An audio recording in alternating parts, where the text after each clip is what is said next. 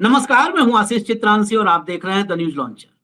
National Herald case, इस case की सुनवाई ने अब जोर पकड़ लिया है, लेकिन मुसीबत तब हो गई जब इस केस में राहुल और सोनिया के तरफ से अभिषेक मनु सिंघवी की एंट्री हो गई। भरी अदालत में राहुल गांधी और सोनिया गांधी के वकील अभिषेक मनु सिंघवी ने मोदी की ईडी को बेइज्जत कर दिया। भरी अदालत में ईडी के पास, ईडी के वकीलों के पास कोई शब्द नहीं था, कोई जवाब नहीं था। ऐसी ऐसी दलीलें, और उन दलीलों ने, अब नतीजा क्या आएगा, फैसला मतलब क्या आएगा, अदालत पे निर्भर करता है, जज साहब सुनाएंगे। लेकिन उन दलीलों को सुनने के बाद और दलीलें जब पब्लिक डोमेन में आई, उसके बाद उन दलीलों को आप तक पहुंचाना जरूरी इसलिए है क्योंकि केस की मेरिट जज साहब कुछ भी तय करें, अदालत कुछ भी तय करे, जनता के बीच तथ्यात्मक रूप से जाना जरूरी है, ताकि आप समझ पाए कि कैसे ईडी पॉलिटिकली फ्रेम करती है। अभी तो सुनवाई का दौर है ना, तो पॉलिटिकली कैसे फ्रेम करती है, कैसे सजाती है और कैसे कोर्ट में निःशब्द हो जाती है। भाव को लाइए, क्योंकि अदालती मामला है, नेशनल हेराल्ड का मामला है, बहुत समय से चर्चा में है। स्वागत है भाव। नेशनल बहुत हेराल्ड केस के बारे में बहुत डिटेल में बताने की मुझे लगता है जरूरत नहीं है। अगर थोड़ी बहुत जो होगी वो फिर से हम रिमाइंडर में तथ्य बता देंगे। लेकिन नेशनल हेराल्ड केस, जिसमें मनी लॉन्ड्रिंग के आरोपों में सोनिया गांधी और राहुल गांधी और भी हैं, लेकिन मुख्य किरदार सोनिया गांधी और राहुल गांधी का बताया गया और घेरा गया। आज की तारीख में मां और बेटे पर यह सबसे बड़ा केस ऐसा है जिसके जरिए बीजेपी उनको घेरने की कवायद कर रही है। सबसे बड़ा केस बना रखा है। सीधा मैं चलता हूं, जब सुनवाई में क्या क्या हुआ, टाटा बिरला सबकी चर्चा आ गई, सबकी चर्चा आ गई, और ईडी कुछ बोल नहीं पाई। क्या क्या कोर्ट में हुआ, भरी अदालत में क्या क्या हुआ, भाऊ से ही समझते हैं। भाऊ, क्या हुआ इतना ज्यादा? मतलब हालांकि ईडी को अपमान की आदत है, ईडी से ज्यादा मुझको नहीं लगता है इस देश में अदालतों नहीं ने नहीं। किसी को भी दुत्कारा और फटकारा हो। एक धन्यवाद, एक नमस्कार। एक गुजारिश, फिर एक गुजारिश करूंगा, क्योंकि ईडी का मामला है, इतने बड़े बड़े अमाउंट, हम 2000 करोड़ 90 करोड़ की तो बात नहीं करते। लेकिन यदि कठिन समय आया तो साथ देने के लिए हम कुछ एक रिजर्व रखना चाहते हैं। स्कैनर आपके साथ है, आप हमको देखते हैं, शेयर करते हैं, आपने सब्सक्राइब किया है, बहुत बढ़िया, बहुत धन्यवाद आपका। लेकिन थोड़ी बहुत यदि हमको मदद कर दें, स्कैनर सामने है, जो भी हो उसमें कोई अमाउंट मायना नहीं रखता। 1 रुपया भी मेरे लिए 1 लाख के बराबर है, और 1 लाख आए तो क्या कहें। तो जो भी है, आप जितना भी दे सकते हैं, दिल खोल के दीजिए। पत्रकारिता को बिटवीन द लाइंस आपके सामने लाने का प्रयास करेंगे। जो खबरें दबती है, हमारे होते हुए मरने नहीं देंगे, ये भी आपको गारंटी।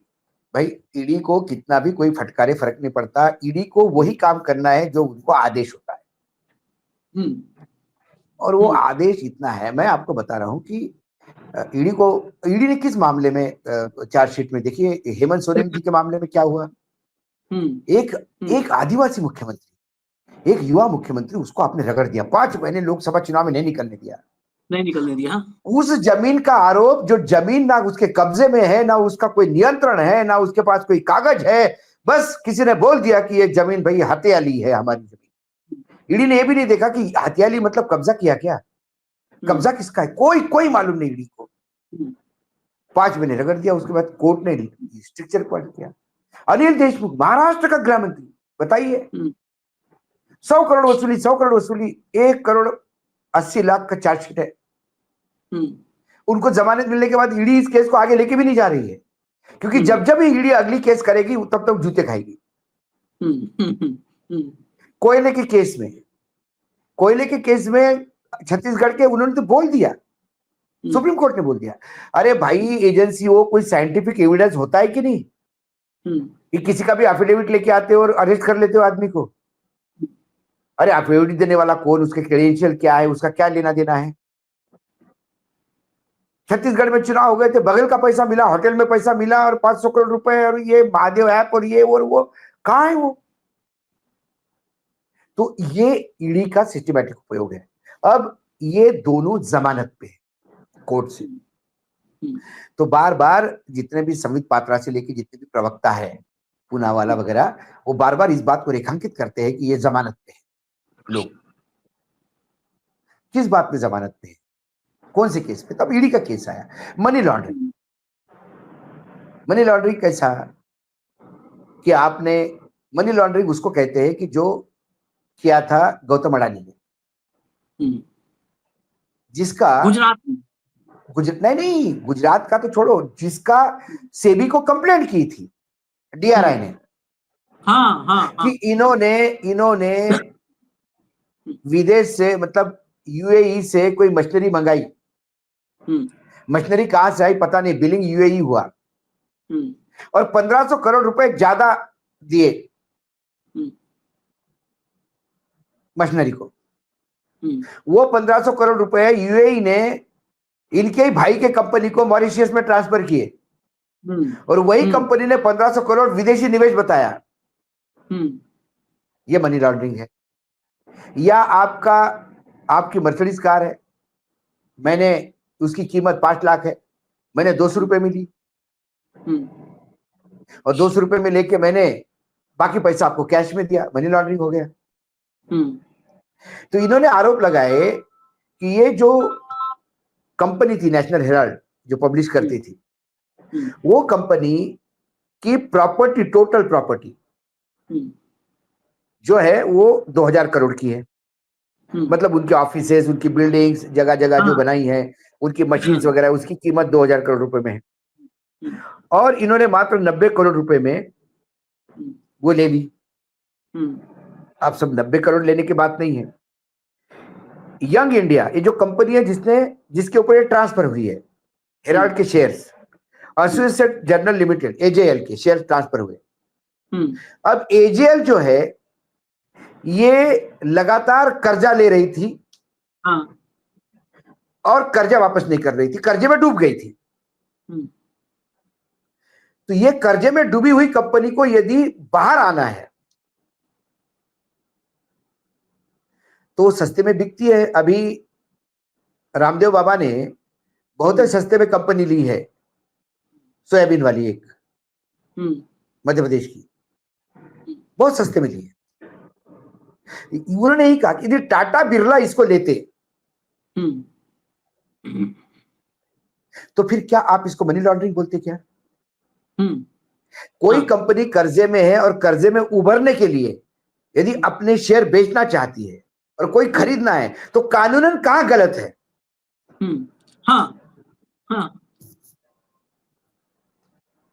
कानूनन कहां गलत है? अच्छा, सबसे बड़ा इंपॉर्टेंट, ये जो यंग इंडिया है ये नॉन प्रॉफिट ऑर्गेनाइजेशन है। ये सबसे इंपॉर्टेंट पॉइंट है। ये ना पैसे डिविडेंड दे सकता है, ना अपने डायरेक्टर को पैसा दे सकता है, ना प्रॉफिट शेयर कर सकता है। तो इन्होंने 90 करोड़ रुपए देके 2000 करोड़ रुपए की लेके, तो उनको फायदा क्या हुआ? उनको तो व्यक्तिगत रूप से कोई फायदा नहीं है, तो यार मनी लॉन्ड्रिंग कैसे? कोई भी कंपनी डूब रही हो और उस डूबती हुई कंपनी के, हमारे देश में सैकड़ों ऐसे उदाहरण मिल जाएंगे आपको। कंपनी डूब रही है और थ्रो अवे प्राइस में कंपनी ले ली। कुछ कंपनियां इसलिए बिकती है कि उनके अंदर का स्क्रैप ही ज्यादा होता है, बोले चलो स्क्रैप बेच के पैसा कमा लेंगे। तो उन्होंने कहा कौन सा कानून की प्रावधान ये कहती है कि जो कंपनी डूब चुकी है कर्जे में, उसको कर्जे के उभरने के लिए यदि उसने अपने आप को बेच दिया तो उसमें गलत क्या है? सीधी बात,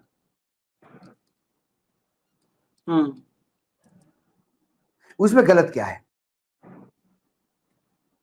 कौन सा प्रावधान है कानून का जो इसको गलत कहता है? और आपने मनी लॉन्ड्रिंग कर दिया। तो कानून के आगे राजनीति है क्या? पहले राजनीति आती, बाद में कानून आता है। क्योंकि ये दोनों राजनीतिज्ञ है, यंग इंडिया के जो डायरेक्टर है वो राजनीतिज्ञ है, तो इनको अरेस्ट करो, वारंट निकालो, मनी लॉन्ड्रिंग। और यदि टाटा बिरला नहीं आया होता तो आप क्या कहते कि अरे टाटा ने कंपनी को बचाया, कंपनी डूबत खाते में जा रही थी, उसको बचाया पैसे देके। और डूबती हुई कंपनी को जिस पैसे में वो सेटलमेंट हो जाए, वो सेटलमेंट कंपनी और बेचने वाले और लेने वाले के बीच में होता है। मनी लॉन्ड्रिंग आप प्रूव करो ना, मनी लॉन्ड्रिंग आप ये प्रूव करो कि ये 2000 करोड़ की संपत्ति 90 तो व्हाइट में दिए साहब और बाकी ब्लैक में दिया पैसा। ये सौदा हुआ 1500 करोड़ का, 90 करोड़ देके 1410 करोड़ रुपए इन्होंने ब्लैक में दिए। वो बताओ कहां से दिए, किसको दिए, कौन इसका लाभकारी है, किसको मिले? नहीं, उसमें एक और, अगर कुछ मान लिया एसेट्स हैं, मुंबई का एसेट है, दिल्ली का है, लखनऊ का है, कहीं कुछ बिका होता, कहीं पर कोई जो है ट्रांजैक्शन हुआ होता, नो ट्रांजैक्शन। मैंने क्या कहा ना एक कि नंबर ना दो नंबर। यंग इंडिया प्रॉफिट कमा ही नहीं सकती। हाँ, नो प्रॉफिट ऑर्गेनाइजेशन है वो। हाँ, तो बेचेंगे भी नहीं।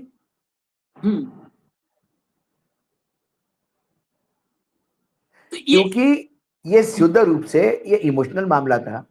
अभी बीच में हमने खबर सुनी थी, एक ईस्ट इंडिया कंपनी है जो भारत आई थी, आपको याद होगा। उस ईस्ट इंडिया कंपनी ने व्यापार करने के लिए आई, फिर उसके बाद उन्होंने यहाँ साम्राज्य स्थापित किया, उसके बाद सरकार ने उसको पूरे साम्राज्य को टेक ओवर कर लिया। वो ईस्ट इंडिया कंपनी आज भी इंग्लैंड में मौजूद है, शेयर में उसका लिस्टिंग है, और भारत के एक व्यापारी ने उसको खरीद लिया। वो कोई काम नहीं करती, सिर्फ कागज पे है। वो इसलिए खरीदा कि बोले ईस्ट इंडिया कंपनी ने एक बार भारत पे कब्जा कर लिया था, वो बदला लिया मैंने उसको खरीद के। अब आप उसमें मनी लॉन्ड्रिंग ढूंढने जाओगे। ऐसी सैकड़ों कंपनियां हैं जो खाली पड़ी हुई है, कोई भी बेचने के चाहता तो बोले बेच लो यार, इसको ले लो, खत्म करो इसको। कर्जे चुकाने के लिए बैंक बेचती है। अभी एक केस आया हमारे मित्र का, उसने बैंक से लोन लिया, उसके फ्लैट की कीमत 80 लाख रुपए है, बैंक से लोन उसको देना है 30 लाख रुपए। बैंक बोलती कि हम 30 लाख में बेच देंगे इसको, हमको तो 30 चाहिए। मनी लॉन्ड्रिंग है इसमें, तो बोलो मनी लॉन्ड्रिंग है। बैंक बोलते हम प्रॉफिट कमाने के लिए नहीं बैठे, हमारा लोन बैड लोन हो गया, हमने प्रॉपर्टी, हमारे पास मॉर्गेज थी, हम इसको बेच देंगे। वो नहीं बोलते कि हम इसको 80 लाख के बेच के 30 रख के 50 उसको दे देंगे ना, उन्हें कहा हम 30 में बेच देंगे जी, हमको कोई मतलब नहीं। कई बार आपको मिलती है कि जो गाड़ियां खींच के लाते हैं बैंक वाले, 2 इंस्टॉलमेंट 3 इंस्टॉलमेंट नहीं दिए, वो गाड़ी खींच के लाई, वो गाड़ी उतने में ही बेचता है बैंक जितना बैंक को पैसा चाहिए होता है। बैंक गाड़ी की कीमत नहीं देखता कि अरे ये गाड़ी तो 4 लाख की है, अपन 1 लाख में कैसे बेचे। वो बोलते हैं हमारा 1 लाख रुपए वापस लेना है इनसे, 1 लाख रुपए हमारा जमा कर दो, गाड़ी ले जाओ। ये क्या मनी लॉन्ड्रिंग है क्या? वैसा ही एक कंपनी कर्जे में डूबी हुई थी, कर्जा कांग्रेस ने दिया हुआ था, कर्जा वापस भी कर नहीं रहे थे, तो उन्होंने उठा के एक कंपनी ट्रांसफर कर दी 90 करोड़ रुपए में यंग इंडिया को। अच्छा, जिसने ली वो नॉन प्रॉफिट ऑर्गेनाइजेशन है, उसको बेच भी नहीं सकते, उसको कुछ ये भी नहीं कर सकते, उसमें से प्रॉफिट नहीं कमा सकते, लाभ ही नहीं कमा सकते उसमें से, तो मनी लॉन्ड्रिंग कैसा हो गया? ये होता कि यंग इंडिया ने 90 करोड़ में खरीदी, यंग इंडिया ने 90 करोड़ में खरीदी और फिर 1000 करोड़ में बिरला को बेच दी। सबसे आश्चर्य की बात मैं चर्चा में ले आऊं, हालांकि इसको दर्शक जानते हैं, लेकिन अब आज जब ये दलीलें हैं, अभी दलील तो वो एक एक मैं भाव से कहूंगा कि वो बताएंगे, लेकिन इसके बाद बताएंगे तो ज्यादा बेहतर होगा। ईडी ने क्या कहा था कोर्ट में, क्या कहा, और बार बार क्या कहती है, बार बार एक ही बात है उसके पास बार बार कहने के लिए, जैसे कि पूरा उसी इकोसिस्टम के पास एक ही बात होता है, हिंदू मुसलमान पाकिस्तान। तो इस केस में क्या कहती है ईडी? ईडी कहती है अदालत में, यह मनी लॉन्ड्रिंग का एक क्लासिक केस है। वाकई क्लासिक है, इतना फरेब तो कहीं नहीं किए होंगे ईडी वाले, क्लासिक केस है। कैसे है क्लासिक केस वो सुनिए। यंग इंडिया का इस्तेमाल एजेएल की 2000 करोड़ की संपत्ति को हड़पने के लिए किया गया था। हड़पा नहीं, हड़पने के लिए किया गया था। हड़पना जो है मतलब इनका मकसद है, उनके दिमाग में, राहुल और सोनिया गांधी के दिमाग में क्या है, ईडी ने उसको रीड किया है। सोचिए, इतना कोई कर पाएगा? एजेएल ही नेशनल हेराल्ड प्रकाशित करती थी, Sonia Gandhi, Rahul Gandhi, Suman Dubey, Sam Pitroda, Messrs Young India, Messrs Dotex merchandise और सुनील भंडारी, इन सबके खिलाफ जो चार्जशीट पेश किया उसमें कहा कि इनके दिमाग में मतलब ये जो है इनकी चाहत, मतलब हमारी चाहत। अब ईडी, अगर देश भर में आजकल तमाम आशिकी की खबरें आ रही हैं, मुझे लगता है कि ईडी को वो जांच करना चाहिए सोनम वाला केस, कि सोनम की असली चाहत आज भी मीडिया नहीं पता कर पाई है। कई बार कहती है कि राज कुशवाहा नहीं कोई और है उसकी चाहत, क्या देखते है होंगे आप ना। आशीष, इनको लगाना चाहिए कि जब कौन है सोनम की जब असली चाहत। जब जब जब आपको किसी को फ्रेम ही करना है, मैं हम्म, हमेशा एक शेर और बकरी की कहानी सुनाता हूँ। हाँ, जब शेर को बकरी को खाना ही था, हाँ, शेर को बकरी को खाना है, हम्म, तो उस पे आरोप लगाया कि तू पानी गंदा कर रही है। वो बोल रही महाराज मैं नीचे की तरफ पानी पी रही हूँ, ऊपर से पानी नीचे आ रहा है, आपका झूठा और गंदा पानी मैं पी रही हूँ। बोले ना, मैं ऊपर पानी पी रहा हूं, तूने यहां मुंह लगाया, पानी मेरा गंदा हो गया। सारे भूगोल के नियम, फिजिक्स के सारे नियम, साइंस के सारे नियम तोड़ गए, पानी उल्टा बह रहा है, नीचे से ऊपर आ रहा है। क्योंकि मैं शेर हूं, मैं कह रहा हूं, मैं ईडी हूं, मनी लॉन्ड्रिंग है, मनी लॉन्ड्रिंग, मैं ईडी हूं, मुझे अधिकार है आपको जेल में रखने का। हाँ, बाद में पता पड़ता है कि फिर बहुत ज्यादा शेर ने बकरी को खा लिया और फिर कई लोगों ने कहा कि आपने गलत खाया महाराज।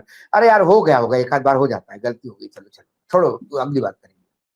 छोड़ो अनिल देशमुख का छोड़ो यार, सोरेन को देखेंगे। अरे सोरेन का भी छोड़ो यार, किसे को देखेंगे।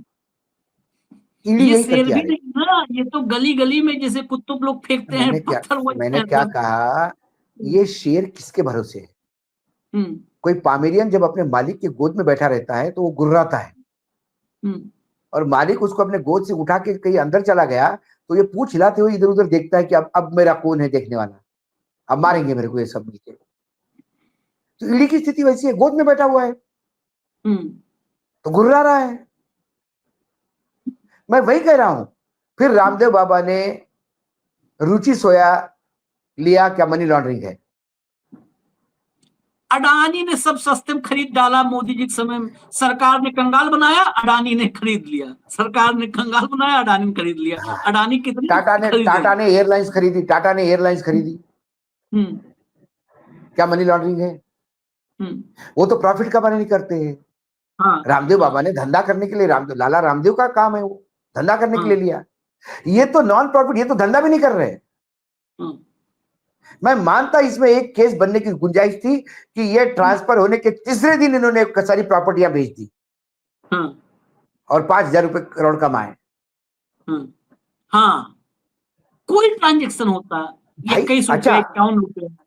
अरे कोई नहीं, वहां पे जो यंग इंडिया के लोग हैं वो कुछ कंपनी से विड्रॉ भी नहीं कर सकते।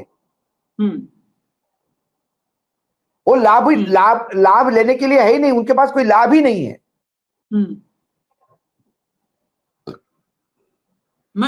मैं भाऊ 1 मिनट रोक करके फिर फाइनल कमेंट लूंगा, क्योंकि दर्शक, वो हमने कहा है, जब लिखा भी है कि बड़ी अदालत में कैसे बेइज्जत किया, तो वो शब्दशः बता देते हैं। सिंघवी ने कहा राउज एवेन्यू कोर्ट में सुनवाई में कि अगर टाटा या बिरला ने एजेएल का अधिग्रहण कर लिया होता तो क्या तब भी इसे मनी लॉन्ड्रिंग कहा जाता। जब राजनीति पहले आती है और कानून आखिर में आता है तो यही होता है। कहने का मतलब क्या कि ये सब राजनीति से हो रहा है, कानून से कुछ नहीं हो रहा है। संवैधानिक हो या सामान्य, किसी भी कानून में कहीं यह नहीं लिखा है कि कोई व्यक्ति अपने द्वारा दिए गए कर्ज को वापस नहीं ले सकता। इसे रोकने का कोई कानून नहीं है। सिंघवी ने और क्या कहा आगे, कानून खुद चाहता है, कानून खुद चाहता है, और ये सबको पता होगा जो लोग भी थोड़ा बहुत बैंक से 10-20 हजार रुपया, 10-20 रुपए का लेन देन करते हैं। कानून खुद चाहता है कि NPA, non performing assets, NPA खत्म हो जाए। यहां जो कुछ भी हुआ है वो कई सालों में हुआ है। ये सारे लोन वो हैं जो कांग्रेस ने उस समय दिए जब एजेएल गंभीर वित्तीय संकट में थी।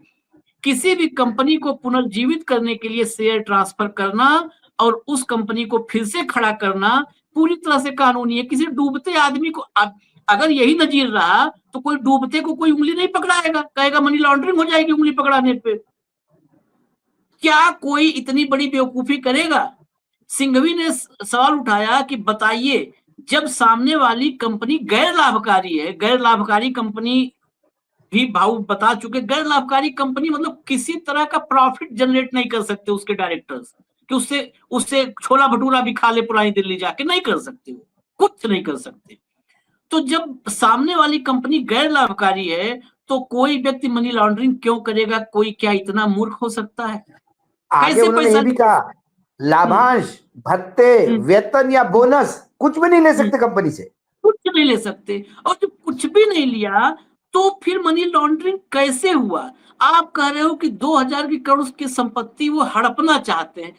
फिर अब यहीं पर फिर भाव से यही आखिरी कमेंट, क्योंकि जब ये वाला दलील सुनता हूं ना तो अंदर अजीब सी घबराहट होती है कि हड़पना चाहते हैं। कल को फिर हम पे भाव पे लगा दो आरोप कि हम लाल किला हड़पना चाहते हैं। हड़पना चाहते मन में सोचा था? अशोक वानखेड़े जी मन में सोचे हैं एक बार? नहीं हमको नहीं, पता अशोक वानखेड़े जी लाल किले के सामने खड़े होके बैठ, आप आधा घंटा लाल किले को देखते रहे, तो वो बेसिकली लाल किले की जमीन कितनी है, लाल किला कितना में लेना चाहिए, इसका क्या धंधा होना चाहिए, ये सोच विचार इनके मन में आया। और ये मनी लॉन्ड्रिंग का काम है, क्योंकि इनके अकाउंट में इतना पैसा ही नहीं है कि लाल किला खरीदे। फिर लाल किला ये राष्ट्रीय स्मारक है, ये सिर्फ अडानी अंबानी खरीद सकता है, अशोक वानखेड़े नहीं खरीद सकता, या जिसको तो मोदी जी चाहे वही खरीद सकता है। फिर ये कैसा इसने विचार किया? लेकिन मैं किया क्या बाबा, तुमने लाल किला सोचा, तुमने सोच तुम्हारी पकड़ लेते हम। मतलब ईडी ने सारे नीचांक के सारे जो है ना वो तोड़ दिए, सारे तोड़ दिए। और यदि ये मनी लॉन्ड्रिंग है तो बैंक जो भी डिफॉल्टर की प्रॉपर्टी बेचती है वो सब मनी लॉन्ड्रिंग है, बैंक जो कारें उठा के लाद के बेचती है वो सारा मनी लॉन्ड्रिंग है, एनसीएलटी जो कंपनियां डुबत खाते में है उसको बेचती है वो सारा मनी लॉन्ड्रिंग है। हजारों करोड़ की कंपनियां कैसी चंद सैकड़ों करोड़ में मिल जाती है। रुचि सोया रामदेव बाबा ने कितने में ली, उसका वैल्यूएशन क्या था, उसपे कर्जे कितने थे, ये सारा मनी लॉन्ड्रिंग है। फिर हाँ, ये बड़ा क्लियर बात, ये बात जो भाव आप कर रहे हैं, मैं बार बार कर रहा हूँ दर्शकों से, इस पे पता नहीं इस देश में न्यायिक प्रक्रिया नहीं, तो इस पे तो मैं तो कहता हूँ कि नॉन स्टॉप राहुल सोनिया गांधी को फांसी दे दो, नॉन स्टॉप सुनवाई कर लो एक बार। देश में कोई भी कंपनी, डूबती कंपनी, ये अडानी साहब जो हैं परम मित्र, इन्होंने क्या किया 2014 से? इनकी संपत्ति 16-1650% बढ़ गई। जो कंपनी तबाह होती गई, वो चाहे ईडी से तबाह हो चाहे सीबीआई से तबाह हो, एक तरफ कंपनी को तबाह किया जाता था। जब वो कंपनी तबाह हो जाती थी और 50,000 करोड़ की कंपनी 500 करोड़ की बन जाती थी तो उसको 505 करोड़ रुपए में अडानी जी टेक ओवर कर लेते थे। अगर सारा जितने टेक ओवर है सब तो ऐसे हुए हैं, सब तो ऐसे हुए हैं, और वो प्रॉफिट के लिए हुए हैं, वो प्रॉफिट के लिए। वो 5,000 करोड़ की कंपनी 500 करोड़ में टेक ओवर करके 15,000 करोड़ की कंपनी में तब्दील करने के लिए किया गया, यानी 14,495 करोड़ रुपए की मनी लॉन्ड्रिंग हुई हड़प के। अगर 5,000 करोड़ की कंपनी 505 करोड़ में ली गई और 15,000 करोड़ की बनाई गई तो कितना मुनाफा बनाया गया? 14,495 करोड़ रुपए। इतना मनी लॉन्ड्रिंग है। यहां 2,000 करोड़ की संपत्ति हड़पना चाहते थे, किए क्या 2,000 करोड़ की संपत्ति? अगर उस संपत्ति में उसके ग्राउंड से एक आध ट्रॉली मिट्टी भी बेच लिया हो निकलवा के राहुल गांधी ने, तो भी मैं कहता हूं कि 500 रुपए ट्रॉली मिट्टी होती है, 500 रुपए की एक ट्रॉली मिट्टी बेच लिया था राहुल गांधी ने, उसका वो खरीद लिया, कुछ मैंने मान लिया खरीद के खा लिया, झाल मुड़ी कुछ भी खरीद के खा लिया, क्या पता तमाशा लगा रखा। अच्छा, और अदालतें ये सारा मामला सुब्रमण्यम स्वामी की देन है। यदि सुब्रमण्यम स्वामी के आरोपों पे सोनिया और राहुल गांधी पे एक्शन हो सकता है, तो फिर सुब्रमण्यम स्वामी के आरोपों पे प्रधानमंत्री नरेंद्र मोदी जी को क्यों कटघरे में नहीं खड़ा किया जा सकता है? बड़ा लाइट इसमें पूछ रहा हूं मैं। आप भाव जो कह रहे हैं ना, आप लाइट में कह रहे हैं, मैं उसे गंभीरता से ले रहा हूं। सुब्रमण्यम स्वामी के आरोपों पे हमें रोज एक 10 मिनट का कार्यक्रम बनाना चाहिए कि मोदी जी के वीडियो, मोदी जी की सीडी और मोदी जी की फाइल कहां कहां है। जो सुब्रमण्यम स्वामी के आरोप पर 13 साल से चल रहा है मामला ना, तो सुब्रमण्यम स्वामी तो खुल के कह रहे हैं कि ये मोदी की जो है चाइना में मोदी की सीडी है, वीडियो है, अमेरिका में नहीं, मैं मोदी यही कह की रहा हूँ फाइलें कि हैं। भाई आप सुब्रमण्यम स्वामी को सब्जेक्ट क्यों नहीं ले सकते? सुब्रमण्यम हाँ स्वामी गांधी परिवार के खिलाफ बोले तो सीरियस बोलते हैं, हमारे हाँ खिलाफ बोलते तो नॉन सीरियस बोलते हैं। सुब्रमण्यम स्वामी बोलते तो बोलते हैं नॉन सीरियस, तब भी बोले होंगे तो आज भी बोल रहे होंगे, और तब सीरियस बोल रहे होंगे तो आज भी सीरियस बोल रहे होंगे। तो मैंने यही कहा कि ये सारे मामले की उत्पत्ति जो है सुब्रमण्यम स्वामी के आरोपों से हुई, वही गए थे कोर्ट। तो यदि उनके आरोपों से ये हुआ है तो बाकी आरोपों को भी देश को बड़ा, मतलब अपने यहाँ रॉ है, अपने यहाँ सीबीआई है, इन लोगों को बड़ा सीरियसली लेना चाहिए। ये प्रधानमंत्री पद की गरिमा का सवाल है। तो अब सुब्रमण्यम स्वामी का नाम नहीं लेते कोई। ना सुब्रमण्यम स्वामी तो ट्रंप से भी ज्यादा खतरनाक हो गए हैं मोदी के लिए। सुब्रमण्यम स्वामी का नाम तो पूरे भाजपा कोई नहीं लेता, कोई नाम नहीं लेता। खैर चलिए, ये नेशनल हेराल्ड नेशनल इशू बन गया है, लेकिन ईडी, फिर वही आखिर में कहेंगे, ईडी इतनी भी फजीहत करवाने की अपनी किसी के अंदर क्षमता होना, ये बड़ी बात है। ये बड़ी बात है कि कोई डंके की चोट में देश में कहे कि कितना बेइज्जत कर सकते हो, हमें कर लो। आशीष, जहां संविधान के ऊपर हमले होते हैं, ऐसी संस्थाएं फिर ये राजनीति से प्रेरित काम करने लगती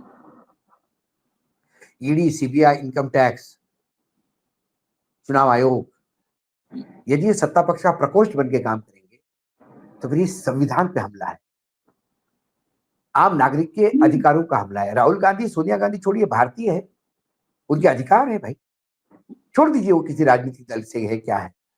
एक सामान्य भारतीय होने के नाते, एक नागरिक होने के नाते जो उसके अधिकार दिए है संविधान, उस अधिकारों का आप हनन कर रहे हैं। हेमंत सोरेन को आपने अंदर डाल के उसके अधिकार का हनन करा है। अनिल देशमुख को जेल में डाल के आपने उसके अधिकार का हनन किया है, यकीनन किया है। चलिए भाऊ, इंतजार करते हैं राउजी कोर्ट अभी क्या कहता है। हालांकि ये हिंदुस्तान में मामले, ऐसे मामले पॉलिटिकल हैं, और पॉलिटिकल मामलों का अंजाम कभी निकलता नहीं, कोई रिजल्ट आता नहीं है। ऐसे ही वहां पर बेशरम जैसे रोज ऐसे सुनेगी ईडी और कहेगी ये क्लासिक केस है, तो ईडी भी क्लासिक, उसके केस भी क्लासिक, वाकई क्लासिक है, और ये दौर ही क्लासिकल है, ये दौर ही क्लासिकल है। 11 साल से क्लासिकल क्लासिकल का नाम लिया आपने। क्लासिकल मतलब ये घराना होता है, ग्वालियर घराना, जयपुर घराना, है ना, खैरागढ़ घराना। तो ये जो ईडी का क्लासिकल है 2014 से, ये गुजरात घराना है। वडनगर म्यूजिक है। चलिए इजाजत दीजिए, न्यूज लॉन्चर आप लोग देखते रहिए, न्यूज लॉन्चर। धन्यवाद भाऊ, धन्यवाद।